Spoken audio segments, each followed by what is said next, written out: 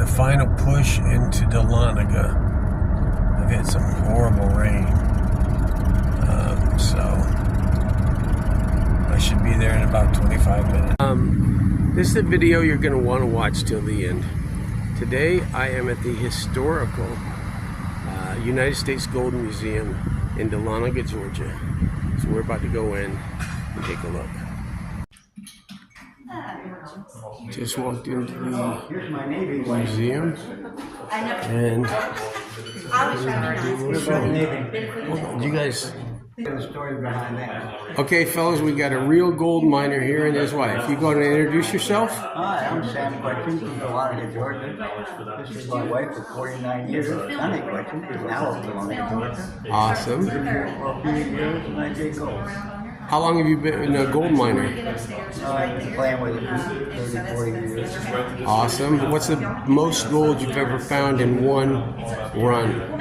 Not much. Not much? Probably way more than me. I live in Iowa. All right, I'm going to do the tour. I really appreciate you guys talking on my video, and hopefully more than 10 people will see you. No, welcome to Dahlonaga. Thank you. Went to issue enough parking tickets and jaywalking tickets to buy us a new building. My name is Sam, and so is his, but he's a real ranger. I'm just a volunteer. I get away with a little stretching of the facts, I guess. But the real ones are Mr. Parks here. They say he discovered gold in Georgia. Wandering through the woods one day around 1828, he kicked across a little stone and happened to be gold. Unfortunately, the land that he found now is mostly Native American land. That was not only Cherokee, there may have been Mississippian or Cree or other nations that occupied the area. But for the gold, the white man's intrusion for it, the federal government had Native Americans rounded up and taken to Oklahoma by way of Trail of Tears that started in this region.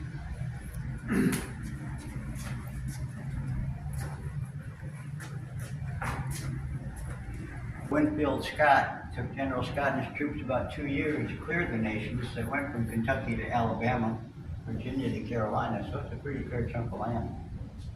Little size reference, that's Atlanta, and you're somewhere in here right now. And this all happened for the gold. Deposits being found here in the Aurora and Dahlonaga area. North and South Carolina had some earlier claims to earlier finds, but I think we found the most, so they gave us permit.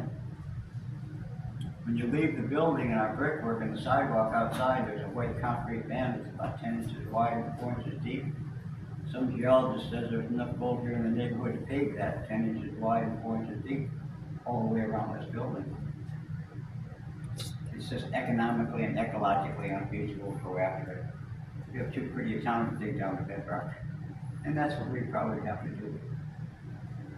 Although in 1995,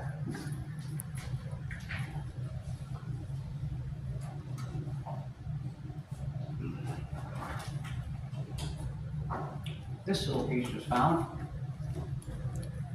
That's not so little. Yeah, 2-pounder. In 1995, when this was found, and Sam did the research on this, as of March 19th, 2025, gold prices were about $387 an ounce in 1995. What are you going for today, Sam? $33.52. No sense? $33.52 an ounce.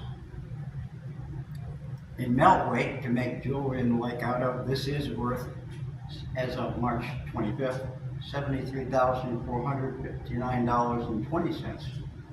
But as a raw natural specimen, the way it sits, a 2-pound nugget, it's estimated, I believe, a little bit low, $367,296.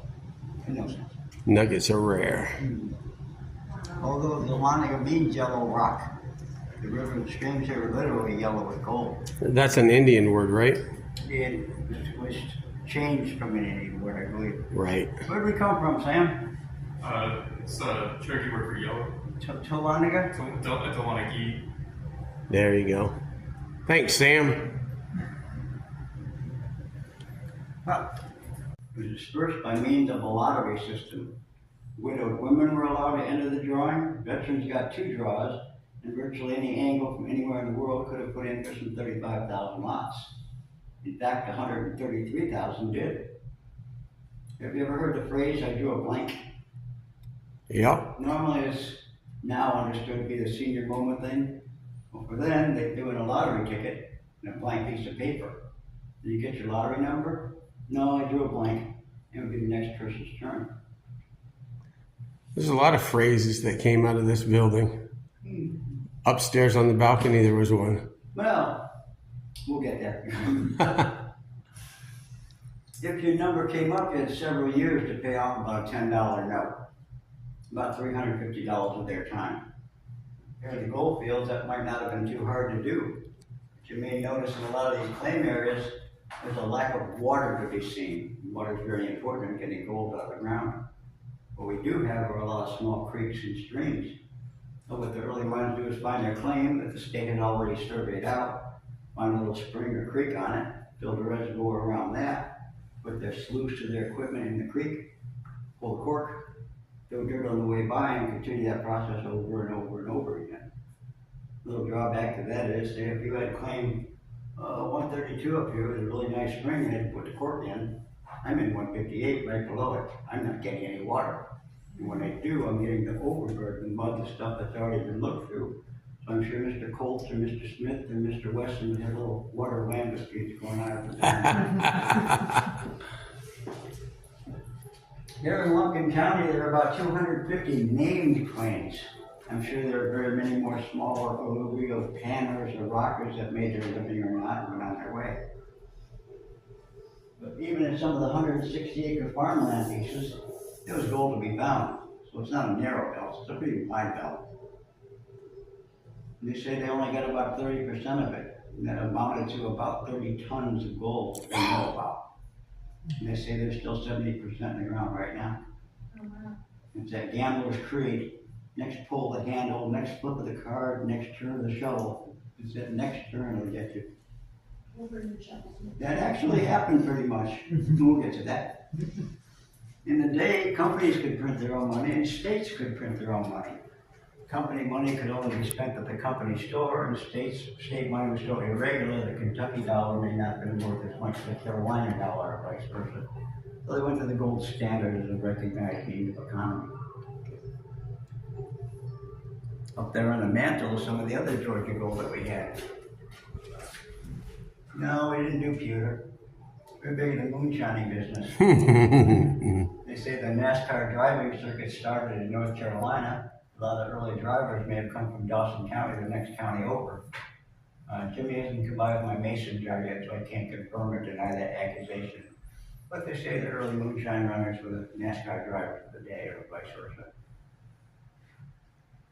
It was called washing the mine when they built a reservoir around a spring. When our miners came back from California, they brought the hydraulic mining system. Here in the early days, it was gravity fed. They find a higher water source and run a pipeline down to where they're trying to wash the mountains away. The Garnet mine put in a hydroelectric generator on the Chestatee, which enabled them to bring in a 40 horsepower, 30-foot throw Belgian pump for immediate regulated working water pressure for the mining purposes, and a little electrical power for the town of Dahlonaga. This practice was banned in the 1920s because the ecological damage that it did then is still doing now. If you drive through the county, you'll see very deep gouges through the hills. Some of that may have been for the fall of a gravity pipe. And those pipes started out 3 or 4 foot around, or cans they called it. But it ran down up to 14 miles, and that's a lot of water pressure, ending up at about 1.5 inch nozzle. So you'll see gouges throughout the county.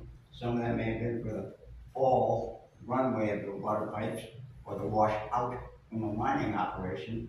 When it rains around here, it still washes dirt and gold down. It's a tough job digging though. When I started out, I was 6'1". Compressed. But speaking of gold, I have about $4 million worth right over here.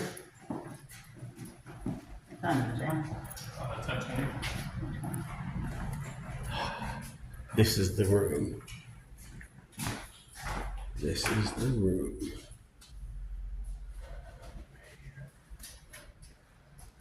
Look. They tell me there's about $4 million worth of gold in that box. Most of the value being the numismatic value, the coin value. Recently, a Dahlonaga coin went to auction into a little over $500,000 for one coin. These coins should not exist. In 1933, the federal government recalled all the gold coin bullion to be melted, or all the gold coin to be melted into bullion for President Roosevelt's New Deal. Wasn't that the Pittman Act? Melted all the coins? I'm not sure of it. I think it was.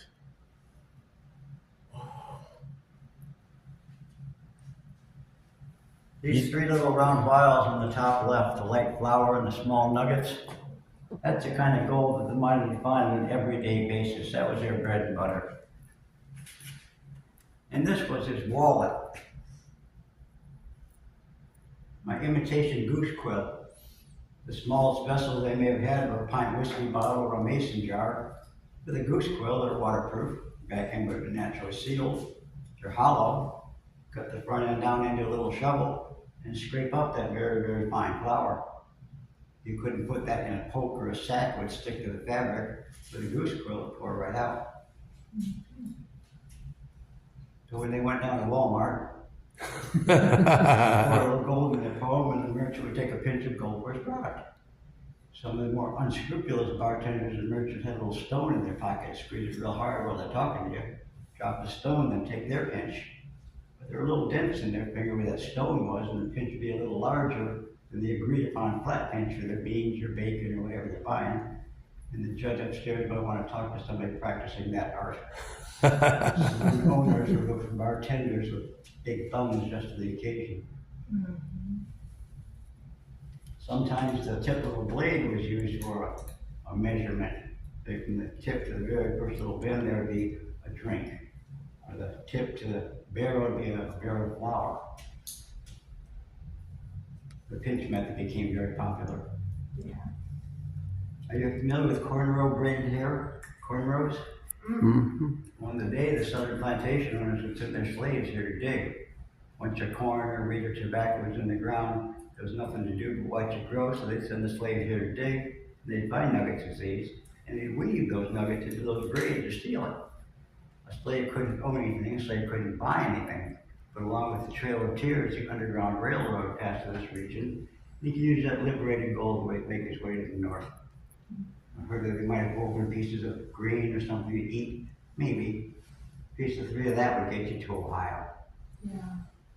And the way they were caught were those little sharp edges that poke through the strands of hair, and the sunlight would shine like little cornrows or corn nuts. Oh, that's where it got the name cornrows. Ah, Allegedly. right. Everything you say may or may not be totally true. There you go. Right here. Kind of like a gold miner telling you how big his nugget was. We've minted about $6 million worth of gold coins here in the 23 years of operation between 1838 and 1861. The mint closed in 1861 at the start of the Civil War, at which time the gold reserve that was here was sent to Virginia to the Confederate cause, and the machinery made its way back north. You carry a D designation on the coin, some on the forward, some on the reverse. That D means Dahlonaga until 1861. The Denver Mint picked up the D designation in 1906. We've been closed for several years. Denver minted silver and gold. We only minted gold. $1, $2.5, $3, and $5 coins. The only place they make gold coins now is, I believe, West Point, New York, and that's for the numismatic gold coin collector market. I don't believe there's much commerce going on in gold. Except tour guides, we only take gold tips. Another broke day. What? Well, I have a movie going upstairs in a few minutes, but a secret room to show you. They'll tell you in the movie that this building is made from locally harvested material, the clay for the bricks and the sand for the mortar.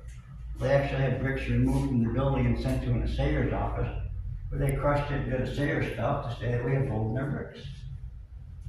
Building made of gold. We've got men on one side and women on the other, so we didn't see your ankles. That's a real one. Take your pick, you've come a long way. Said they have gold in them.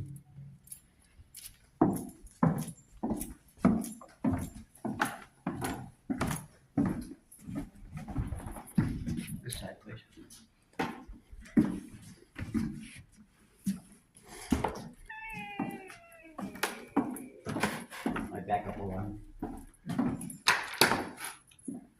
They haven't changed my password.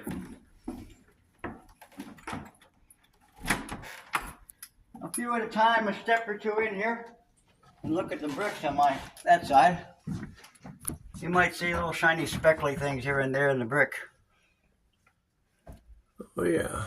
Little teeny, I don't know how well that'll get it. But It's zooming in, you can see them. Mm-hmm. Them all over there. This material came from the Cane Creek area, and that's still a known playground for amateur recreational panners. Everybody get a good look? You guys call it cryogenics or something? Something like that.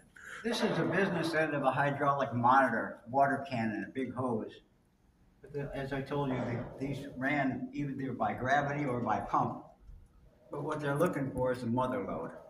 Traditionally, they'd use them in tandem. When cutting the material, the other would push it down a long tom or a long sluice. Once they found it, they went in and blew it up. Want to blow something up for me? Sure. And on the budget. Boom! they won't let me do the real stuff. The real one, these hammers are 120 to 150 pounds each. And they'll crush that rock down to beach sand grade. Unfortunately, a word from our sponsor. Now the movie, folks. Or so the story goes. It was 1828, and young Benjamin Parks was walking quietly through the woods, looking for deer. As he wandered, his foot struck an unusual-looking rock, one whose deep yellow color made it stand out on the forest floor. This, it's been said, was the first discovery of gold in Georgia. And this story, though, while widely known and often repeated, is only one of many popular legends about the start of Georgia's gold rush. And while Benjamin Parks may not have been the first to find gold here, he was far from the last. He later recalled, "Well, sir, the news got abroad, in such excitement you never saw. It seemed within a few days as if the whole world must have heard of it, for men came from every state I'd ever heard of. They came afoot, on horseback, and in wagons, and it's acting more like crazy men than anything else." The prospect of quick and easy fortunes attracted thousands of people from around the world. In short order, the mountains of northeast Georgia were filled with miners hoping to strike it rich. Although gold had been found in other parts of the country much earlier, never before had so many people come together so quickly to search so frantically for the precious yellow metal. By 1829, the first major gold rush in the United States was in full swing. In Georgia, the gold belt stretches for about 150 miles, from the farthest northeast corner of the mountains across the state to Alabama. The richest and most productive portion of it lies around Dahlonaga, in the watershed between the Chestatee and the Etowah rivers. In the early days, gold literally lay on top of the ground. Although big nuggets were few and far between, gold filled the streams and stream beds throughout the area, and many miners made their living with nothing more than a shovel and a gold pan. But the desire for gold led inevitably to a fierce competition for land. In 1830, the state of Georgia claimed as its own what long had been Cherokee territory. Spurred by the promise of untold fortunes, Georgia began exercising a claim that went back nearly 100 years, to the time of its colonial charter. By 1832, the state was surveying the stolen Cherokee lands, dividing them into lots, and distributing them through a lottery system. 133,000 qualified citizens, but no native Cherokees, were allowed to register for a chance to win one of 35,000 gold lots. As thousands of miners poured into North Georgia, they began pushing out the Indians who had lived here for generations. In 1838, in one of the most tragic events of gold mining history, the United States government sent troops to round up the Cherokees. They were forced west across the Mississippi River. So, you guys know how incompetent I am when it comes to technology. I went out and bought a 256 gig SD card so that I wouldn't have to delete all my videos. And so AI explained to me that once I moved them from internal storage to an SD card, that I could delete them out of my gallery and I would have a ton of space on my phone, and they would be saved on the SD card. Well, when I deleted them from my gallery, it also deleted them off the SD card, which I had just moved them all to. So unfortunately, I don't have the last few minutes of the video, but that was pretty much the end of it. As usual, another disappointment. Hate to keep giving you guys horrible videos, but hopefully the next one won't be quite as bad. Anyways, thanks for watching. Even a bad day in the creek beats a great day on the couch, so peace out.